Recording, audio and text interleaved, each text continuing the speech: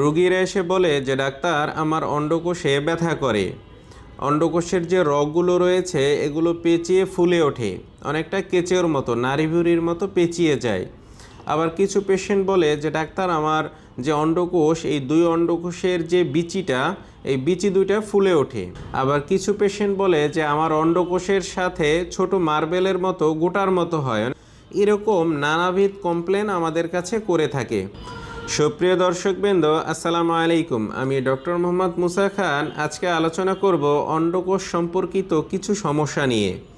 রোগীরা আমাদের কাছে এসে কমপ্লেন করে যে ডাক্তার আমার অন্ডকোষে ব্যথা করে। কারো কমপ্লেন থাকে যে আমার একটা অন্ডকোষে ব্যথা করে, আবার কিছু পেশেন্ট বলে আমার দুই অন্ডকোষে ব্যথা করে। সেই সাথে অনেকের দেখা যায় অন্ডকোষের রগগুলো ফুলে ওঠে, পেঁচিয়ে যায়, অনেকটা কেঁচোর মতো দলা হয়ে যায়। সেই সাথে কিছু পেশেন্ট বলে যে ডাক্তার আমার অন্ডকোষের সাথে ছোট গোটার মতো হয়েছে, অনেকটা মার্বেলের মতো। কেউ বলে একটু শক্ত, আবার কেউ কমপ্লেন করে যে অনেকটা নাড়িভুড়ির মতো পেঁচানো, এরকম। আবার কিছু পেশেন্ট বলে যে আমার যে দুইটা অন্ডকোষ সেটা ফুলে ওঠে, অনেক বড় হয়ে যায়। আবার কিছু পেশেন্ট বলে যে আমার অন্ডকোষ আস্তে আস্তে শুকিয়ে যায়। তো আজকে এই অন্ডকোষ সম্পর্কিত যে সকল রোগগুলো হয়ে থাকে তা নিয়ে ইনশাল্লাহ বিস্তারিত আলোচনা করব, এবং অপারেশন ছাড়া এই অন্ডকোষের সমস্যা থেকে কিভাবে সহজে মুক্তি পেতে পারেন স্থায়ীভাবে, তা নিয়ে ইনশাল্লাহ আলোচনা করব। দর্শক, প্রথমে জানতে হবে এই অন্ডকোষ একটা পুরুষের জন্য কতটা জরুরি।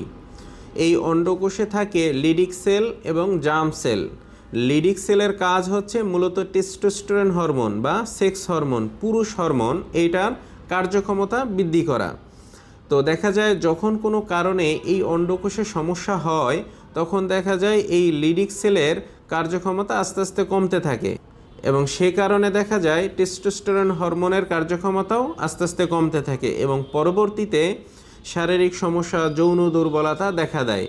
বিশেষ করে ইডি প্রবলেম অর্থাৎ ইরেকটাল ডিসফাংশন, উত্থানজনিত সমস্যা দেখা দেয়। আপনি খেয়াল করে দেখবেন এই সকল রোগীরা যেমন এর আগে যেমন পারফরমেন্স ছিল, তার দাম্পত্য জীবন যেভাবে সুখী ছিল, যখনই তার অন্ডকোষের সমস্যা দেখা দেয় তার কিছু দিন বা কিছু বছর পরেই দেখা যায় তার যৌন সমস্যা দেখা দেয়। দেখা যায় আগের মতো লিঙ্গ শক্ত হয় না, অর্থাৎ উত্থানজনিত সমস্যা দেখা দেয়। অনেকের দেখা যায় লিঙ্গ একদম কুঁচকিয়ে ছোট হয়ে যায়, তারপর টাইম ওইভাবে পায় না, এরকম নানাবিধ কমপ্লেন থাকে। তো আরেকটা যে সেল হচ্ছে এটা হচ্ছে জার্ম সেল। এটা মূলত প্রজনন কোষ বা জনন কোষ। তো এই প্রজনন বা জনন কোষ, জার্ম সেলের কাজ হচ্ছে আপনার স্পাম তৈরি করা। তো যখন আপনার অন্ডকোষে ভেরিকোসিল হয়, অথবা টেস্টিকুলার অ্যাট্রোফি হয়, অথবা ইপিডিডেমাল সিস্ট হয়, তখন এই জার্ম সেল এর উৎপাদন ক্ষমতা আস্তে আস্তে কমে যায়। তো পরবর্তীতে দেখা যায় তার স্পার্ম কাউন্টও আস্তে আস্তে লো হয়ে যায়, এবং পরবর্তীতে বন্ধ্যাত্ব দেখা দেয়, বাচ্চা কনসেপ্ট হয় না, বাচ্চা নিতে পারে না। আমরা অনেক পেশেন্ট পেয়ে থাকি যেমন তার দেখা যায় আনুষঙ্গিক কোনো কমপ্লেন থাকে না, সে ভালো, কিন্তু আমরা যখন তার অন্ডকোষের আলট্রা করাই, স্ক্রোটামের আলট্রাসোনোগ্রাম করাই, তখন দেখা যায় তার অন্ডকোষে কোনো না কোনো এই অন্ডকোষ সম্পর্কিত একটা রোগ হয়ে গেছে। তো যার ফলশ্রুতিতেই দেখা যায় তার পরবর্তীতে বন্ধ্যাত্ব সৃষ্টি হয়। দর্শক, একটা পুরুষের অন্ডকোষে যে সকল রোগ হয়ে থাকে তার মধ্যে সব থেকে বেশি হয়ে থাকে ভেরিকোসিল। এটা দেখা যায় অনেকের এক পাশে হয়, অনেকের দুই পাশে বাইলেটারাল ভেরিকোসিল আমরা পেয়ে থাকি। আবার অনেকের দেখা যায় লেফট সাইড, অনেকের রাইট সাইড, এরকম দেখা যায় এক একজনা। এই ভেরিকোসিল হলে একটা পেশেন্টের মধ্যে কিছু সিমটম প্রকাশ পায়, যেমন তার অন্ডকোষে ব্যথা করে। এটা কারো এক পাশে ব্যথা করে, কারো দুই পাশে ব্যথা করে, কারো ব্যথা কুচকিতে যায়, কারো ব্যথা তলপেটে যায়, আবার কারো ব্যথা পায়েও চলে আসে এবং কোমরেও হয়ে যায়। তো প্রাথমিকভাবে এই ব্যথাটা তীব্র থাকে। দর্শক, আর একটা রোগ হয়ে থাকে যেমন টেস্টিকুলার অ্যাট্রোফি, অন্ডকোষ আস্তে আস্তে শুকিয়ে আসে। এটা দেখা যায় এই অন্ডকোষ সম্পর্কিত যে সকল সমস্যা হয়, ব্যথা হয় বা যাই হোক না কেন, যখন ডাক্তারের কাছে যাওয়া হয়, পরবর্তীতে দেখা যায় অনেক সময় হায়ার অ্যান্টিবায়োটিক দিয়ে থাকে। তো আমরা অনেক পেশেন্টই পেয়ে থাকি এই অ্যান্টিবায়োটিক খাওয়ার ফলে তার অন্ডকোষ আস্তে আস্তে শুকিয়ে আসে।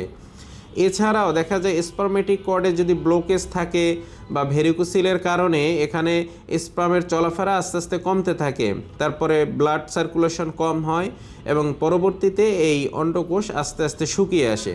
দর্শক, পুরুষের এই অন্ডকোষে আর একটা রোগ হয়ে থাকে ইপিডিডাইমাল সিস্ট। বিশেষ করে অন্ডকোষের যে বিচিটা, এই বিচির একটু উপরের দিকেই বেশি হয়ে থাকে। এটা হলে দেখা যায় একটা গোটার মতো হয়, মার্বেলের সাইজের। আবার অনেকের দেখা যায় একটু নাড়িভুড়ির মতো এটা শক্ত হয়ে যায়। তো এটা হলে দেখা যায় প্রাথমিক পর্যায়ে অনেকের তীব্র ব্যথা করে, আবার অনেকের দেখা যায় কোনো রকম ব্যথা থাকে না। আবার কিছু পেশেন্ট আমরা পেয়ে থাকি যেমন তাদের দেখা যায় অর্কাইটিস হয়। আবার কিছু পেশেন্ট পেয়ে থাকি তার সেবাসিয়াস সিস্ট হয়। অন্ডকোষের যে চামড়া, এই চামড়ার উপরে ছোট ছোট গুটির মতো অনেকগুলো হয়, অনেকের একটা দুইটা হয়, অনেকের সারা অন্ডকোষই ভরে যায়। আবার কারো দেখা যায় এই গুটি থেকে সাদা আঁশের মতো বের হয় প্রাথমিক পর্যায়ে, পরবর্তীতে আস্তে আস্তে অনেক সময় বের হয় না। আবার কারোটা অনেক শক্ত হয়ে যায়, পাথরের মতো শক্ত হয়ে যেতে পারে। দর্শক, এছাড়াও অন্ডকোষে হার্নিয়া হয়ে থাকে। অনেকের ইঙ্গুইনাল হার্নিয়া হয়, অনেকের আম্বালিকাল হার্নিয়া হয়। হার্নিয়া দেখা যায় এলোপ্যাথিতে কমন, এটা অপারেশন ছাড়া ভালো হয় না, কিন্তু হোমিওপ্যাথিক চিকিৎসায় এই হার্নিয়া অপারেশন ছাড়া পুরোপুরি সেরে যায়।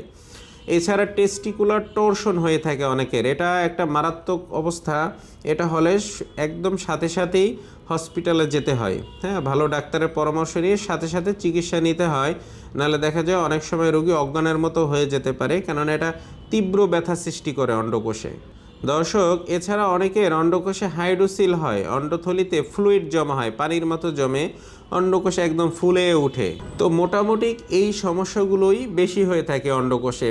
তো আমি যতগুলো অন্ডকোষ সম্পর্কিত রোগ নিয়ে আলোচনা করলাম, এগুলো এলোপ্যাথিক সিস্টেমে আপনার প্রত্যেকটারই আসলে অপারেশন ছাড়া পরিপূর্ণ কিউর হয় না, কিন্তু হোমিওপ্যাথিক চিকিৎসায় এই রোগগুলো অপারেশন ছাড়া পুরোপুরি কিওর হয়।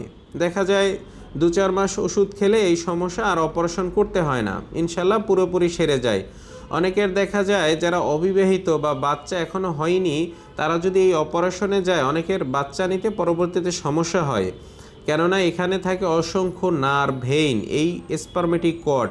তো এগুলো যদি অপারেশনের সময় কিছুটা কেটে যায় অথবা সার্জারিটা ওইভাবে কমপ্লিট হয় না, ইনকমপ্লিট থাকে, সেক্ষেত্রে আপনার পরবর্তীতে বাচ্চা নিতে সমস্যা হয়। আমরা অসংখ্য রোগী পেয়ে থাকি যে তারা সার্জারির পরে আরও তার সমস্যাগুলো জটিলতা বৃদ্ধি পেয়েছে এবং পরবর্তীতে তাদের স্থায়ী বন্ধ্যাত্ব সৃষ্টি হয়েছে। তো এই জন্য আমার পরামর্শ হচ্ছে পার্শ্ব প্রতিক্রিয়াহীন, সেফ আপনারা হোমিওপ্যাথিক চিকিৎসা গ্রহণ করুন। এটা ওষুধ খেলে আপনার ব্যথাটা 2-4 দিনের মধ্যেই ইনশাল্লাহ চলে যায়, এবং যে আনুষঙ্গিক যে সমস্যাগুলো, সিমটমগুলো থাকে, দেখা যায় এটা রোগী আসার পরে আমরা তো আলট্রা করাই, যদি আলট্রা করানো থাকে তো ভালো, না করালে আমরা সরাসরি দেখি, তারপরে আলট্রা করিয়ে তার রোগটা ডায়াগনোসিস করে তারপরে ওই অনুযায়ী তার সিমটম অনুযায়ী আমরা চিকিৎসা প্রদান করে থাকি। তো হোমিওপ্যাথিক চিকিৎসা অপারেশন ছাড়া অন্ডকোষ সম্পর্কিত আপনার varicocele, epididymal cyst, hydrocele, sebaceous cyst, hernia, এই রোগগুলো ইনশাল্লাহ পুরোপুরি সেরে যায়। আমাদের চেম্বার হচ্ছে ঢাকা রামপুরাতে। হ্যাঁ, তো আপনাদের যাদের এই সমস্যা আছে আপনারা হোমিওপ্যাথিক চিকিৎসা নেন, ইনশাল্লাহ পুরোপুরি সুস্থ হতে পারবেন। তো সবাই ভালো থাকবেন, সুস্থ থাকবেন। আসসালামু আলাইকুম।